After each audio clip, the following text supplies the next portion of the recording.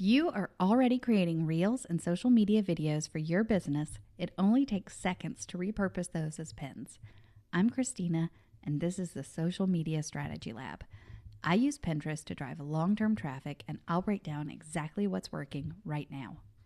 If you are creating videos for your blog or small business on Facebook, Instagram, or TikTok, you should be repurposing those videos as pins and driving additional traffic to your website.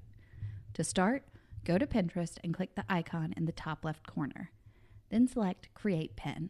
It's important to note that story pins are not a thing anymore, so whether the content is an image or a video, it's just treated as a pin, so you are not looking for any video-specific options. First, select and upload the file. This reel is showing summer wardrobe staples.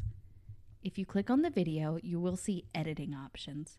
You can add basic text, change the size or orientation, or change the background color. Most reels are going to be 9x16, and tall pins work best, so you can leave it as that. If your video already has text, you don't have to add any, but if it does not have any, you can add an overlay text to help Pinterest know what your reel is about. So now back on the main screen, I need a title, and we want to find a great high traffic, low competition keyword for this video pin. To find that keyword, I'm going to open Pinterest in another tab and enter my main keyword, Summer Wardrobe Essentials. Then I'm going to look at these descriptors that Pinterest provides to help find longer tail keywords that will be easier to rank for. So for example, I see 2025. Of course, it's 2026 now, but that's a good addition to add the year.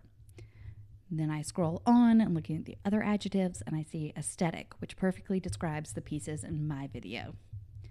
So now I go back and I have the title, Aesthetic Summer Wardrobe Essentials for 2026.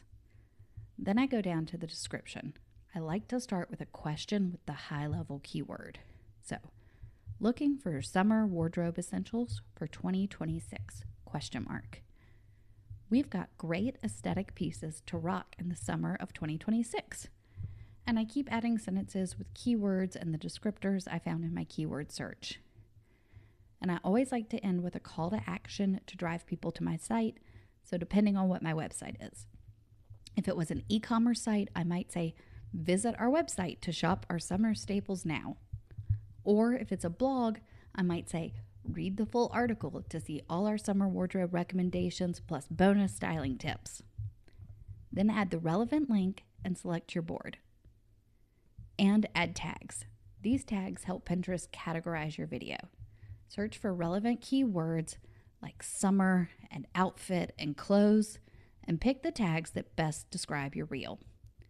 There's a maximum of 10 tags, but you want to make sure that every tag you use is really relevant to the reel. So it's fine to use all 10 tags, but don't use them unless you can find 10 that really match exactly the content that you're posting. Then either publish now or schedule for later.